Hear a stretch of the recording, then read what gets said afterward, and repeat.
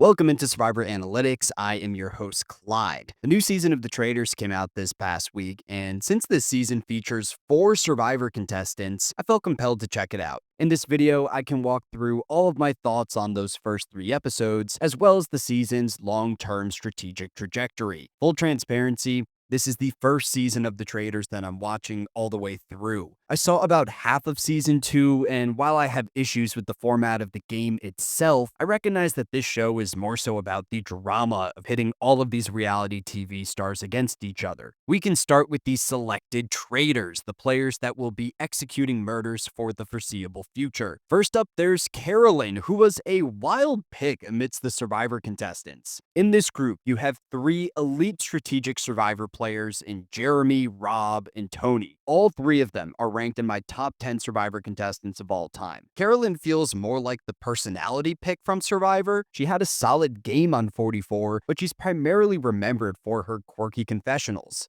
The upside with Carolyn is the fact that she will never be an early boot on this type of show because she's someone that other players would naturally never suspect as a traitor. Through the first 3 episodes, I think Carolyn is playing the best strategic game amidst those traitors. She's flying under the radar and building trust with both the Survivor Alliance and the Bambi Alliance. With that said, there are still some concerns for me with Carolyn in the long run. First, I think she has probably the least amount of agency of any traitor in the tower. The addition of Boston Rob really helps Carolyn's game. Before the inclusion of Rob, it seemed like Bob and Danielle were set to run the season as a pair with Carolyn on the outside. Unfortunately for Carolyn, I don't know how much time Rob has in the game due to all of the gimmicks surrounding his entrance. I feel that all the eyes in the mansion will eventually point towards Rob. It's only a matter of time, and once Rob is voted out, Carolyn will fall back into her position as the third wheel. My second major concern with Carolyn, at least for now, is her loyalty in these social strategy games. In her run on Survivor 44, Carolyn's biggest flaw as a player was her excessive loyalty. She forms a tight-knit alliance with Jam Jam and Carson, and she never flips against those players, despite them enacting moves behind her back. At Final 8, they vote out Carolyn's secondary ally and Franny,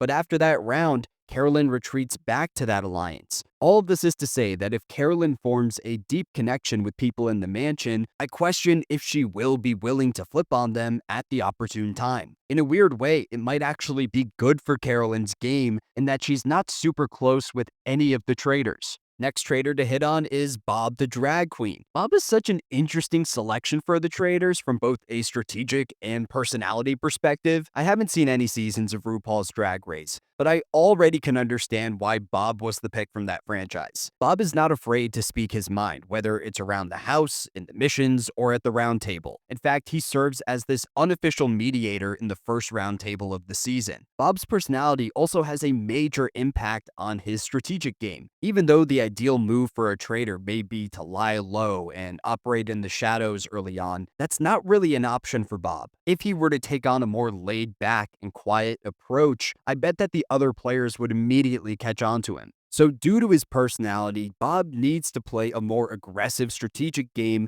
and I think it's difficult to win this type of show while constantly presenting yourself as a leader. For Bob to maintain that role, he would need to flip a vote onto a traitor at some point as a way to build trust. In terms of strategic positioning, I think Bob is in a solid spot in the tower. The alliance between Danielle and Bob may be the tightest bond in the game. Last thing to note with Bob is that there's already heat on him. A large portion of the second round table focuses on Dylan pointing the finger in his direction. To be fair, it looks like Bob dismantles many of those accusations. After the round table, we see people are kind of clowning Dylan for losing that argument. Third traitor of the season is Danielle Reyes, who is widely regarded as the best non-winner in Big Brother history. Through the first 3 episodes, I think Danielle's game is a mixed bag. On one hand, she has these really tight alliances with the likes of Bob the Drag Queen and Dylan. Both of those players make it very clear that Danielle is their number one. But on the other hand,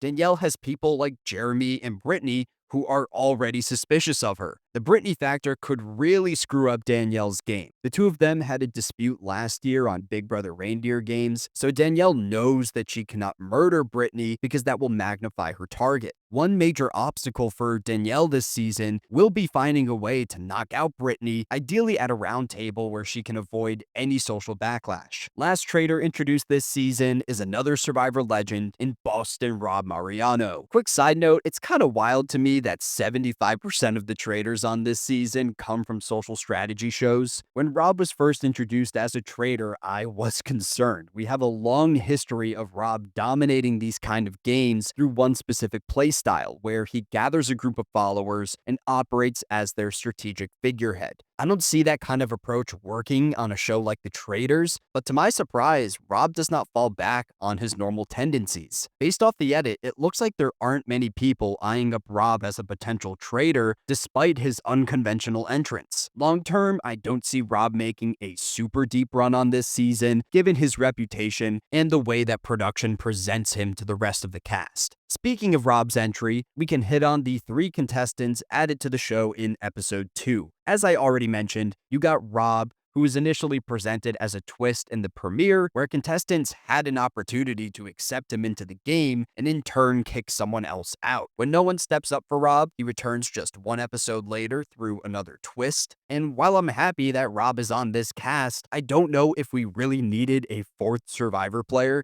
If this show expects to continue pumping out seasons on an annual basis, you probably want to keep people like Boston Rob in your back pocket. Beyond that, the fact that production elected to make Rob a traitor through this twist is absolutely ridiculous to me. Of the 3 players who joined the cast in that gimmick, Rob stands out due to that segment in the premiere. I think it's only a matter of time until the faithful start pointing out the caged players as potential traitors, and Rob will likely stand at the top of that list. I feel that Rob walked into this season with a big target, and this entire saga only amplified it. We also had the introduction of Wes from The Challenge. I'm not as familiar with Wes's reality TV history. I know that he recently competed on House of Villains, where he was a finalist, but I enjoyed Wes's presence through the early section of this season. He had some funny one-liners talking about he's Fergus's cousin and how he needs to kiss ass in the mansion. Looking past all of the villain tropes, I get the sense that Wes has a good read on these types of games. He correctly recognizes that the Survivor players voted together at the first roundtable, and he elects to pass his shield to Jeremy in order to build trust with that group. I could see Wes making a deep run on this season, but it's worth noting that he receives the least amount of screen time of these 3 players. The last new contestant is Derek from Big Brother.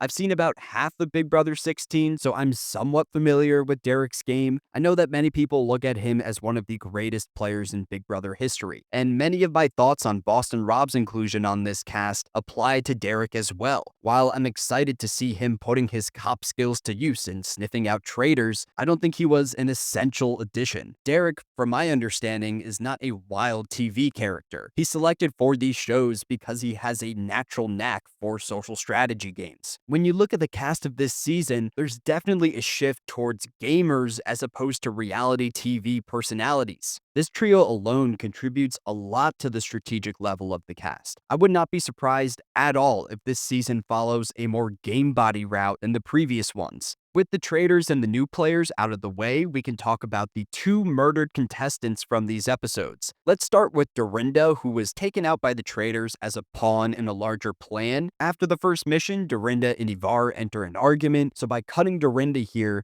the traitors hope to push the blame in Ivar's direction. I understand the logic behind this move, but I don't really agree with the decision to cut Dorinda so early. First, there was already heat on Dorinda prior to the first roundtable, so she could have served as an easy early boot. Second, Dorinda comes across as a predictable player. She is someone that would remain fully loyal to the housewives. If I'm a traitor, I want to keep people like Dorinda around because I can better anticipate their next move. The second murdered contestant was Ian. The edit focuses a lot on Bob leading this boot as a way to create chaos in the mansion, and while that chaos factor is worth noting, I think that the murder of Ian did a lot more in painting a target on Tony's back. In the first roundtable, Ian is the only person to cast a vote against Tony. With Carolyn, Danielle, and Boston Rob working as traitors, I think it's important for them to cut some of the other gamers on the cast as a way to reduce their own threat levels. By knocking out Ian here, they perfectly set up the demise of Tony in the following round. Speaking of Tony, we can hit on the two Banished Contestants. Wells goes out in episode 2 in a very wonky vote where, despite there being 19 votes on the table, Wells is eliminated by a 5-person majority. I've watched Bachelor in Paradise for years now, so I was excited to see how Wells would adapt to this kind of social strategy game, so it was a real shame that he went out this early. I don't think that Wells made any major mistakes on this season. The other players target Wells primarily based on vibes. They don't have a voting record to work with, so Wells is taken out apparently for disagreeing with the decisions of the Traitors. He doesn't do himself any favors at the round table either. The two players really leading the charge against Wells were Robin and Sam. Both of them have proven to have some poor reads through both this vote and the second banishment, so I would not be surprised at all if either of them,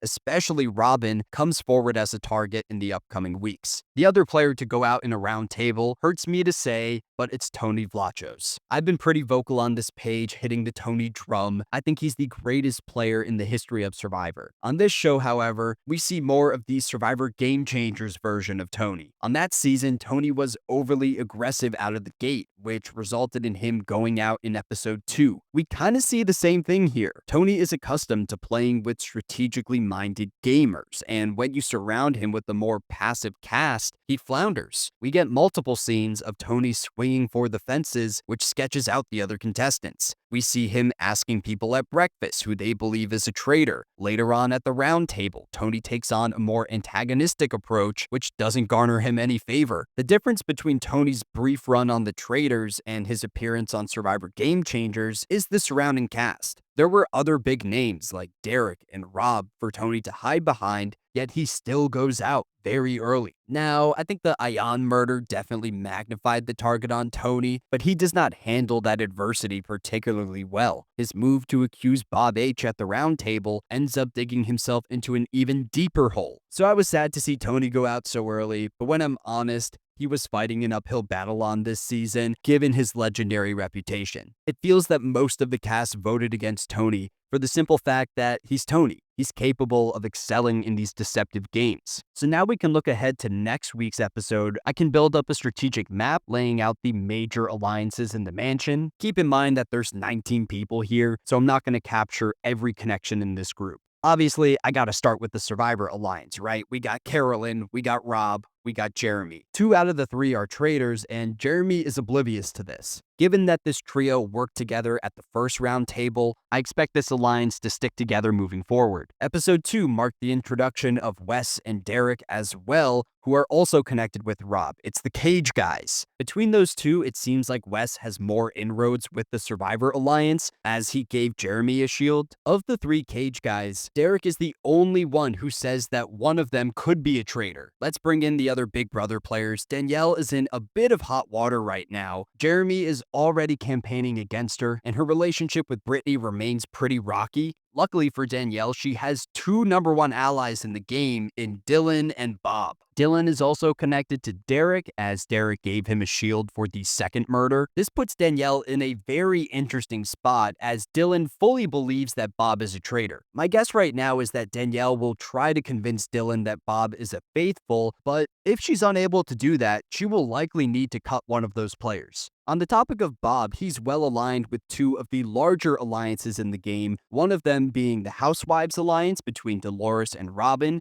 and the other being the Bambi alliance between Gabby, Nikki, and Chrishell. I don't have a lot of confidence long-term in the Housewives alliance. I don't think that they've demonstrated much strategic ability through this point. On top of that, Robin has been one of the most vocal players at the round table, where she's consistently incorrect. I feel much better about the Bambi alliance looking forward. Gabby especially receives a ton of screen time through the first 3 episodes, even though her reads are not the best. For example, after the Dorinda blindside, Gabby falls for the traitor's bait and she immediately looks towards Ivar. Let's throw Sam and Ivar into the strategic map as well. Neither one of them receive a lot of screen time. Sam seems connected to the Housewives, but I'm still not fully sure where he stands. Meanwhile, Ivar only has enemies in both the Housewives and the Bambi Alliance. I could totally see him going home in the next couple weeks, not because he's an obvious traitor, but because people don't trust him and he doesn't have any allies. I'll throw the final 3 contestants on the board. We don't have a lot of information on these players. There is some tension between Chrishell and Tom due to outside the game relationships. My guess now is that Chrishell wins that battle because she has more connections, and I don't think many people really respect Tom's strategic reads. I can wrap up this video with a quick tier list showing every contestant's chances of winning. So 4 tiers on the board. In the bottom tier, 0 chance, we have 6 contestants that are either playing actively bad games or they're just invisible in the edit. Robin was the lead voice in both the Wells and Tony banishments, which puts a target on her back.